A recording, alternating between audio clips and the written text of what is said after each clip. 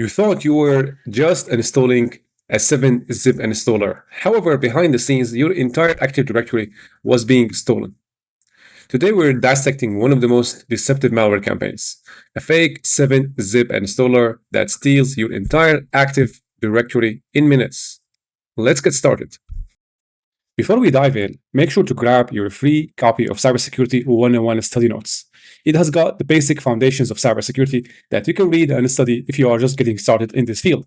And if you're serious about leveling up, check out my premium study notes, also links in the description. And I've also put all other links, the write-up, any other links, helpful links that you need and are related to this video. Thank you for supporting the channel, and let's get started. Okay, let's start with a breakdown of the attack sequence. How it all happens, from the very start till the very end. So the very first thing the victim does is executing the 7-zip installer we talked about. Now, the 7-zip installer might be delivered through a phishing campaign or directly sent to the victim. It doesn't matter how it is delivered. At the end, the malware is triggered by executing the 7-zip installer. Okay, the next step, what happens, the payload that is unpacked creates a shadow copy. So basically, a volume shadow copy is created of the system drive. So why this method? Why not copying or exfiltrating the target files directly? So basically, the method of creating a shadow copy is to avoid the problem of file locks. Some system files, especially the sensitive ones, like the system file or the Ntds database, these can pose problems while being exfiltrated. Therefore, the attacker or the malware uses a shadow copy to exfiltrate the files within the copy itself to avoid the file locks. And therefore, it avoids disrupting active system processes as well. So after the shadow copy is created, what happens next? The data exfiltration process starts. So in our case, the target for the data exfiltration are the Ntds and the system. So basically, the Ntds contains Active Directory, users, and groups. And actually, it's a database also to store the hashes of these users. And why system as well? Because the system, it is necessary to decrypt the hashes stored in Ntds. Okay, so together, if an attacker gets a hold of these two files, the attacker will be able to decrypt the hashes of all the users of the attacked systems. Okay, now how the attacker then exfiltrates the files? The attacker uses SMB. So using an SMB, the attacker creates a share on his system and then exfiltrates the Ntds and system through an SMB connection directly to his share on his machine, on the attacker machine. So basically connecting to the remote server and then exfiltrating the data. And the last step you see, which is very important in the process of clearing the tracks, the attacker sends the output of all the commands to null, therefore eliminating any chances of creating traces by creating what is called as the console logs. Okay, now the attacker has the Ntds and also the system file. So what the attacker can do here? There are a myriad of attacks that the attacker can conduct against the attack system or the compromised system. First, it is the golden ticket attacks. So basically, the attacker with the Ntds and system can create forked tickets to access a domain controller and have full visibility over the network. The next thing attacker can do is NTLM password hashes. So basically, with tools such as secrets dump, the attacker can crack the hashes stored in Ntds with the help of system. So basically, now the attacker has the plain text passwords of the administrators and basically all the users, which allows them to log into the domain and have full visibility. The last thing the attacker can do is pass the hash attack. So say the attacker doesn't want to crack the hashes stored in Ntds, the attacker with the hold of the hashes can log in or perform pass the hash attack to log in as a domain admin. All right, now let's go ahead and take a look at the sample. So this is the sample. As you can see, the name strongly suggests that this is a 7Z installer. All right, so I have a safe environment. So I'm going to go ahead and extract this. So extract all. And it looks like we're going to have to double click here.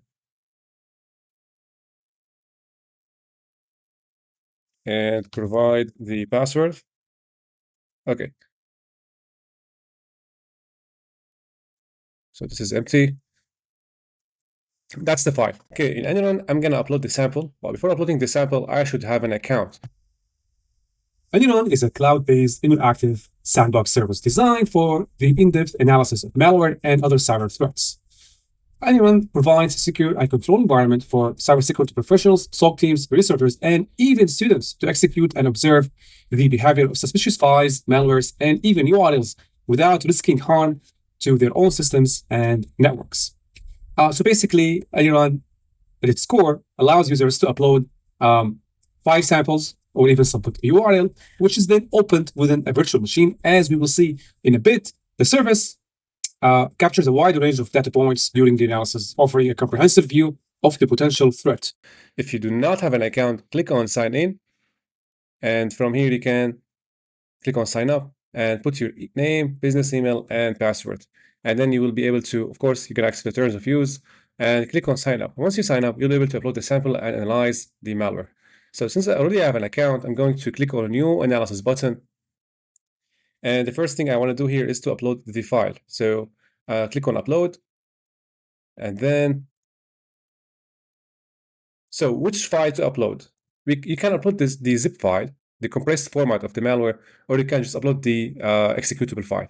Now, since most victims receive the file in its compressed format, okay, I'm going to assume that you have received the file in a compressed format, okay?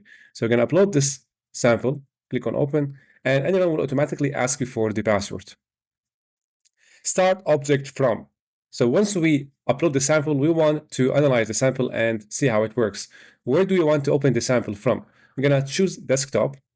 And if there's any command you want to execute as a preset, you choose it here. I'm going to assume that most people who upload the samples are not that technical, so I'm not gonna put a command line here.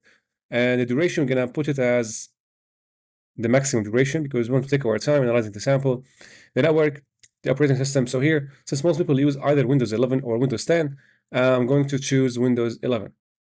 And there are no presets of tools required for the sample to run, so I'm gonna leave this as is. And at the very end, I'm gonna click on Run Public Analysis. It's also worth mentioning that you can run your analysis in a private mode without exposing your analysis data if you just cared about their sensitivity. So basically, you can activate your premium plan and have your analysis run in private mode. So the file now is being detonated, and now as you can see, it's being opened. So after opening the file, I'm going to have a look at the executable file and then provide the password, which is infected. So for safety reasons, this file has been renamed to a different extension. I'm going to rename the file so that it has the original executable format. And now, as you can see, the file looks legitimately as a 7Z installer. So let's go ahead and open it.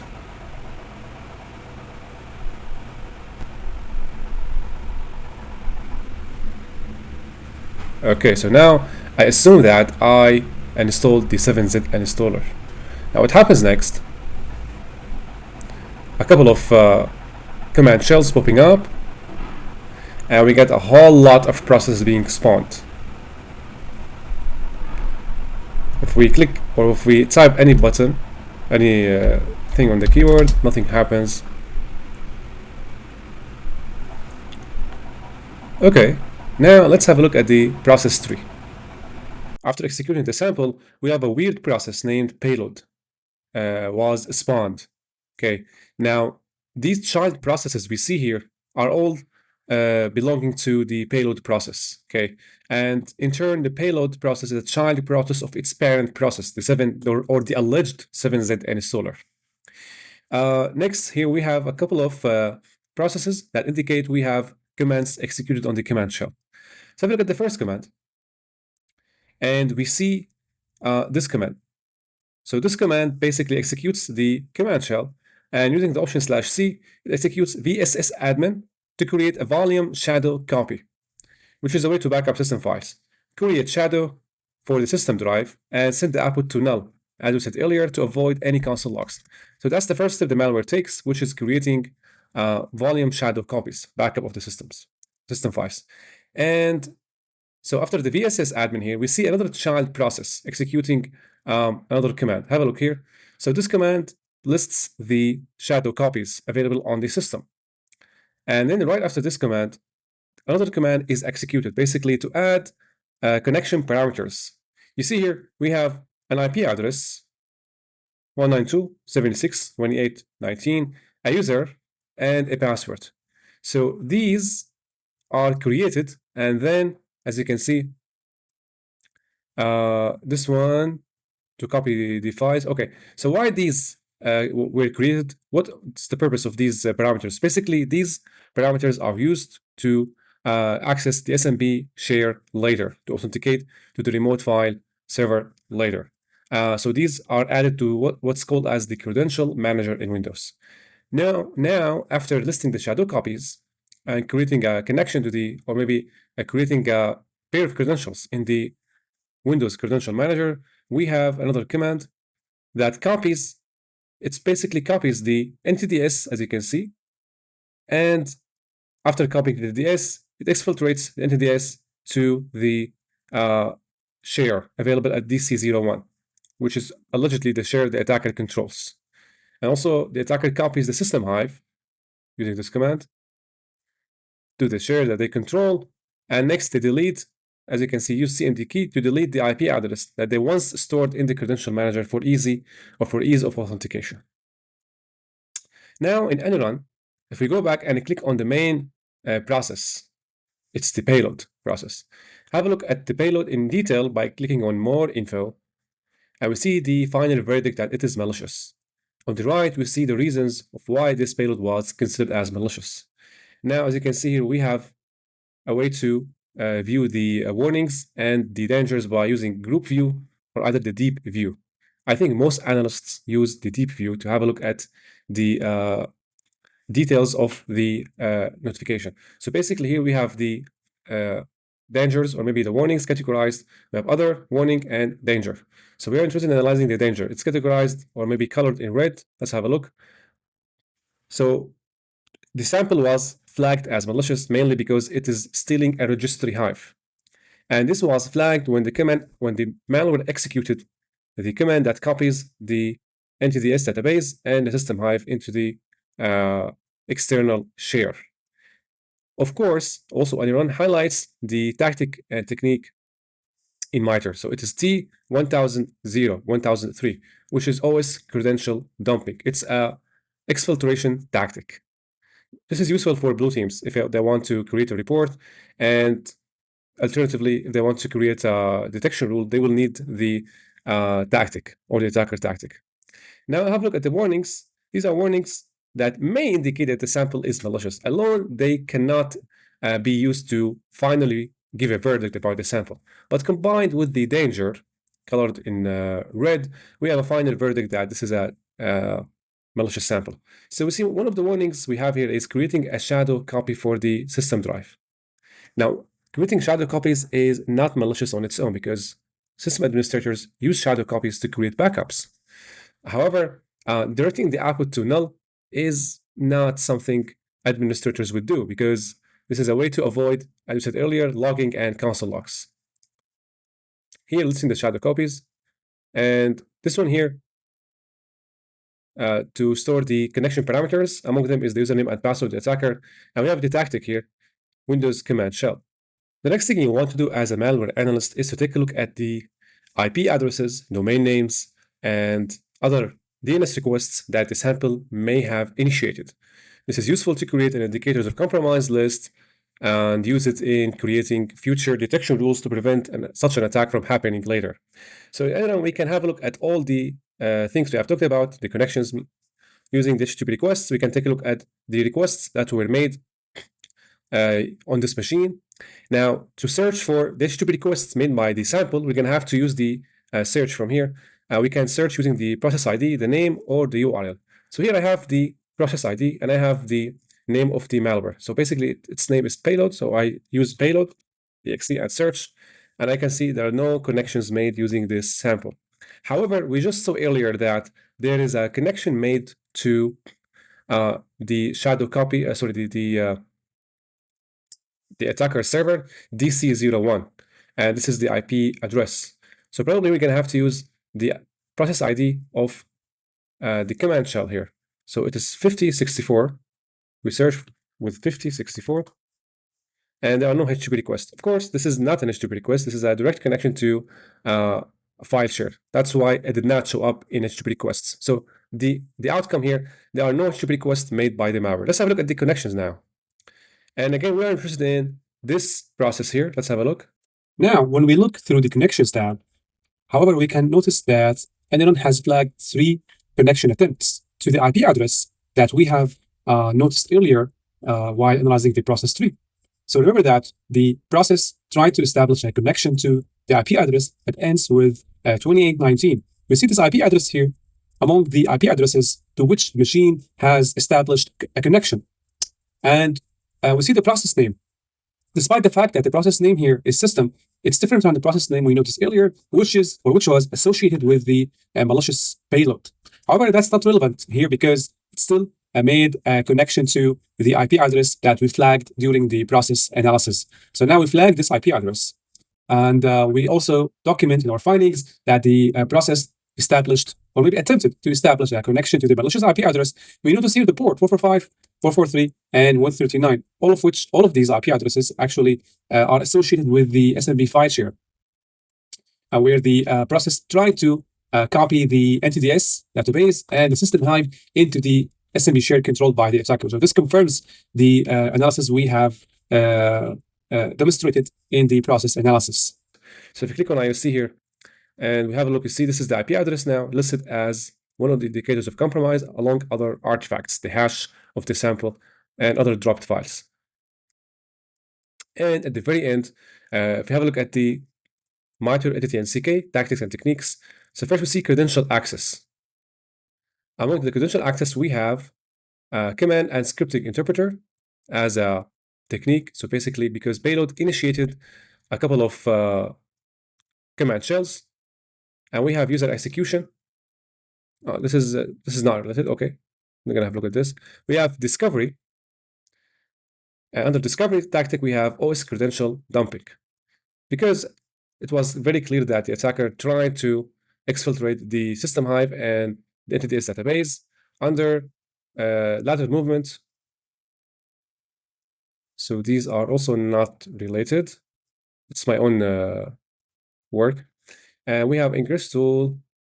All right. So at the end, we have OS credential dumping, part of discovery, and we have credential access. There is a very cool feature in ANY.RUN which summarizes all of the analysis session using AI. So if you click on AI summary, and we have an AI report. Let's have a look. The task recorded in the provided JSON is a process tree that involves the execution of several files and commands. Okay. The process tree starts with the execution of the VLC. Okay, ignore this because that's how I started the analysis session. Let's start from here. This is followed by the execution of the file named 7z and its subsequent execution by the same process. So here we mark the execution of the 7z installer. Next, the process also executes several commands, such as creating and listing shadows using the vssadmin command, creating a shadow copy of the C drive, and deleting a shadow copy. That's never far from truth. Next, we have legitimate programs may use, this is an explanation of why the vssadmin was used. So here, legitimate programs may use the vssadmin command to create and manage shadow copies of files and volumes. To be honest, I told you this guys before. And this feature is commonly used to create backups and restore files in case of data loss. Therefore, the execution of the vssadmin command in this process tree can be considered legitimate. Okay, so the use of shadow copies is not malicious on its own. Next, the execution of the 7z installer file and its subsequent execution by the same process may indicate malicious activity. The use of compressed file with similar name to a legitimate file, such as the 7z installer instead of 7zip, suggests that the file may be disguised as malware or malicious payload. In conclusion, while the execution of the vssadmin command can be considered legitimate, the execution of the 7z file and its subsequent execution activities by the same process, so it outlines what we have said before. The use of vssadmin or the creating shadow copies is not something evil. Okay. However, combined with the context that we have later, by creating or by sending the shadow copies to an external server, storing the server authentication parameters in a credential manager, and then deleting the shadow copies created earlier suggests that this is not a normal behavior. And also you can export the analysis session in various formats using JSON, HTML, and other formats. And also you can have a look at the report by clicking on text report. So that's the full report, which you can show to anyone who is interested. And lastly, you may want to, as a malware analyst, you may want to cross-check the analysis you have done with ANY.RUN with other tools. So basically, if you want to have a look at what are the antiviruses or security solutions that flag the sample, you can click on the hash listed here, and you maybe hop to VirusTotal. I already did that, detection. You see, it is highlighted by 48 security solutions out of 71. And it was detected as part of exploiting CVE. CVE name 2021. Okay. And we can see what the community is saying about this. Not much information. Now, as a SOC analyst, at the end, you want to write detection rules that prevent and detect such attack in the future. You have several options. You can use System Monitor, you can use Suricata IDS, you can use Sysmon, you can use Snort. There are many IDS rules. Most importantly is how to write the rule. So I'm going to give you an example on how to write a detection rule that can be used on several EDRs. Let's start maybe with System Monitor. So maybe first start with the rule tag. And then let's say we want to write a rule that detects any copying of the Ntds or the system hive. Let's say start with system hive copy attempt. First, we give the rule a name. Next, we specify the event ID, 1. And next, we want to decide the image. The image specifies what application probably will use or will copy the system hive. In our case, we want to alert on the use of CMD or PowerShell to copy the system hive. So we start with any command that may precede the cmd.exe, or we want also to list PowerShell. Okay, so any use of PowerShell or CMD to copy the system hive, you will get an alert.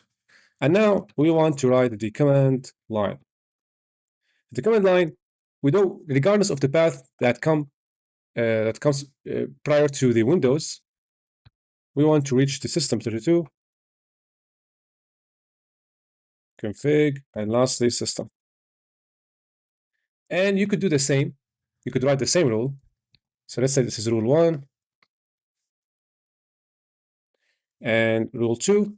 You could do the same, but this time you detect the copy of or the copying of Ntds. We keep the event ID the same, and here we keep the image the same. However, here we change the path to the Ntds. So it's going to be Ntds.dit. So now we have two rules that detect the copying of system hive and Ntds. Now, let's say we want to detect any attempt to inject credentials. Previously, we saw that if you go back to system processes here, we saw this command, more info. As you can see, this command injects user credentials. We have user, password, and also we have an IP address. So relying on this command to create a detection rule, what we would do here, we could add a detection rule that triggers when there is use of cmdkey and /add. Okay. If you go back here and use a detection rule for this, so rule name, let's give it a credential injection via cmdkey, and image will be, let's go back to the command. So we're going to use cmdkey as the main indicator. cmdkey, command line, and let's go back again. So we want to trigger this rule whenever there is a use of cmdkey followed by /add. So this would translate into a command that would look like this: cmdkey /add, and then we don't care what's being added next. So when this is used in a command line or part of a command with the use of cmdkey, we trigger command injection alert. What else we can do here? So we have rules to trigger or to alert us on credential injection and the attempt of copying Ntds or system. We could also create a specific rule to create any exfiltration attempt using SMB. So rule SMB exfiltration. event ID, as we know, it is 304, 302, and the destination IP. So here we put the IP address that we saw earlier. Let's go back. Click on the IOC and copy the IP. Now, maybe this is not for all connections to SMBs. This is specific to this IP address. Okay. Destination port is 445, which is for SMB. And as a bonus, I wrote a YARA rule. Of course, I wrote it offline because I took some time to write this rule. But I want you guys to take a look at this rule. So basically, the name of the rule starts with the name of the installer, fake 7-zip installer. And then I filled out the meta information, the author. Here goes your name, the description, detects fake 7-zip installer, exfiltrating active directory files. And that's the first version of the YARA rule. Next, we specify the strings. These strings will be used to detect any indication that we have a 7-zip installer running in the machine. The first string is the NTDS. And next, we have vssadmin create shadow. Okay. The third string is cmdkey add, which we saw previously to inject credentials. The fourth string basically is used to create the shadow copy and target NTDS with this 5 string. And the condition is we have all the strings showing up together. If these strings, all of them, they show up playing in the victim machine or in any machine, we have a rule that will be triggered and stating that there is a 7-zip installer running on the machine. At the end, remember that SOC teams can use ANY.RUN by just signing up an account. You sign up an account with your business email, and then you can start analyzing malware samples.